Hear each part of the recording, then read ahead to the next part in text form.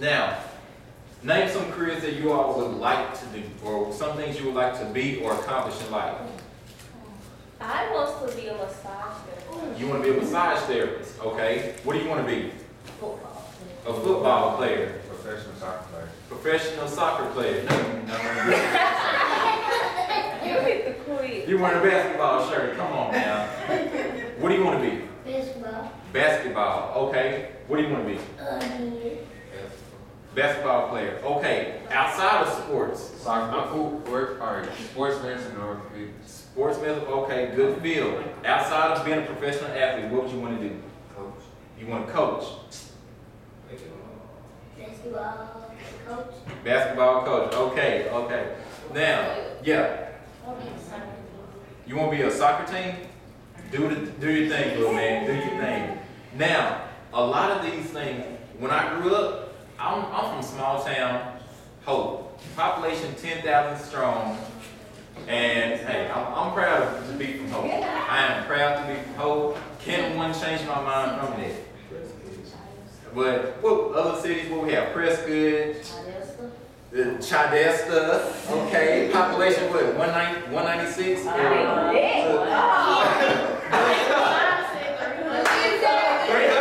my bad. I'm sorry. Camden, Bluff City, Bragg City. Okay.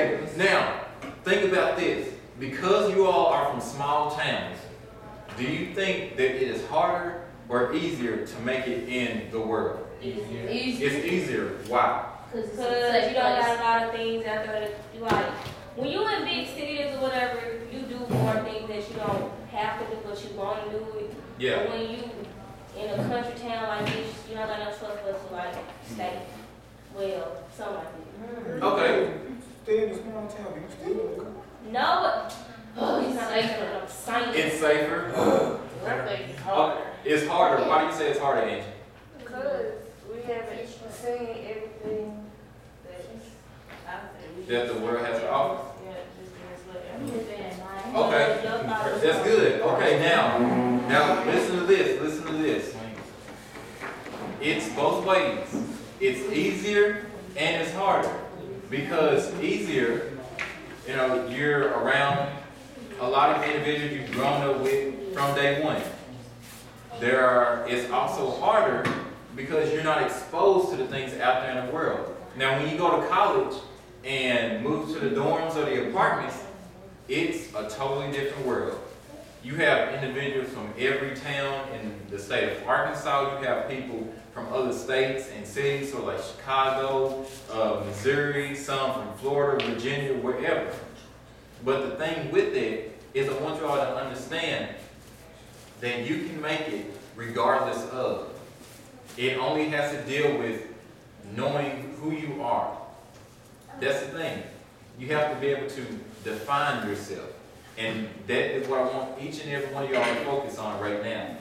And also, when you grow up and when you become older and when you begin to study the jobs or the courses that you want to take to get to your career, it's going to be hard sometimes. It's going to be hard. You're going to change your mind constantly.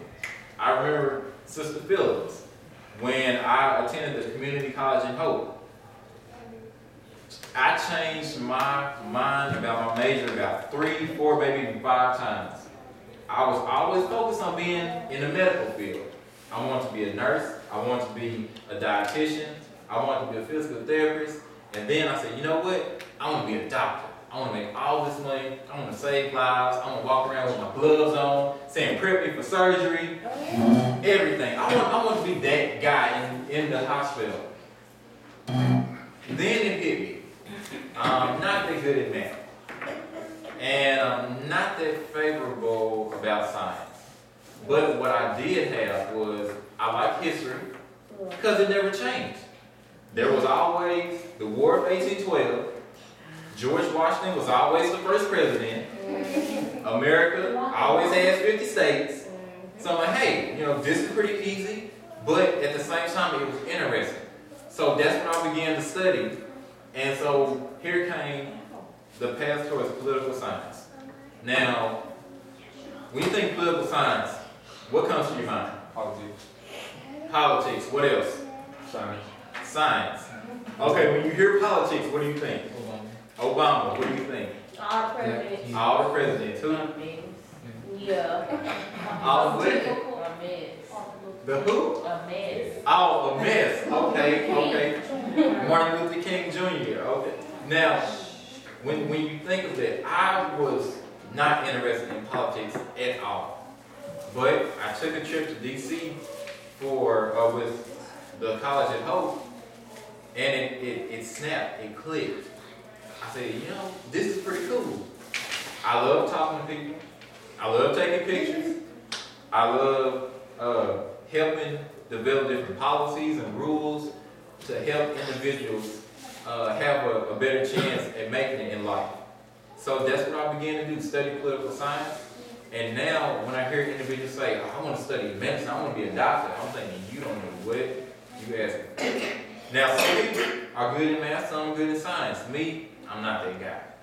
But now, since I graduated, now I want to focus more towards inspirational speaking, motivating young people, motivating old people, helping them understand what's out there in life for you.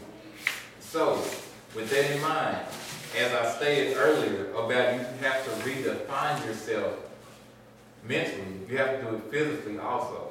Now, some individuals may say, well, I don't like myself because I'm overweight, or I don't like myself because I can't grow hair, or I don't like myself because my feet are big. Hey, that's life. Sometimes, some things you cannot change about yourself physically. But one thing I know that you can do is accept it. Now, can someone tell me some of their flaws that they cannot stand they would change in a heartbeat? I don't want them to change. You don't want them to change about you? No. Well, I'll just go anyway. You better go ahead. I mean, if I could get some change, I would like teeth more straight, close together, a little bit more white. Okay, whiter teeth, straighter teeth, close together teeth. Okay. Say brush it. Brushing only goes so far, man. Brushing only goes so far. Okay, someone name another flaw of theirs that they're comfortable with mentioning that they would love to change. A bedroom. Oh, That's not a physical flaw. Okay, someone else gets a physical flaw.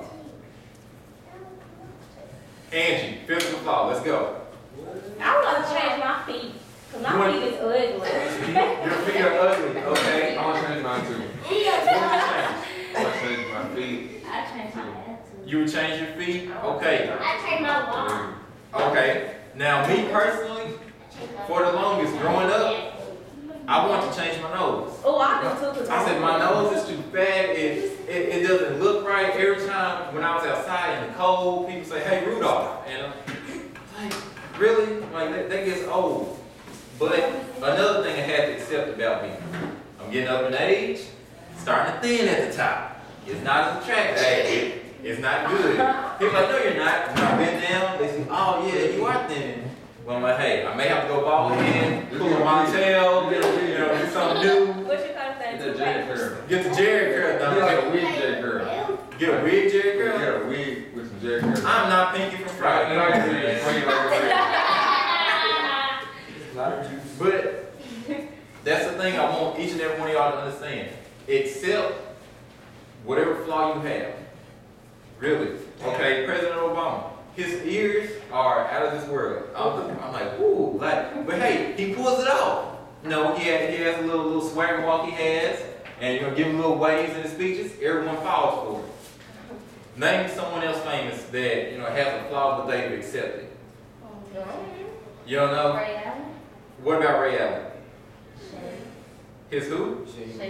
He shaved his head for the longest. I was like, ooh, Ray, you shouldn't have shaved your head, man. That's not nice. But hey, who? Rick Ross. Why does he shake off his shirt now? That's what I do. So nasty. I'll say Rick.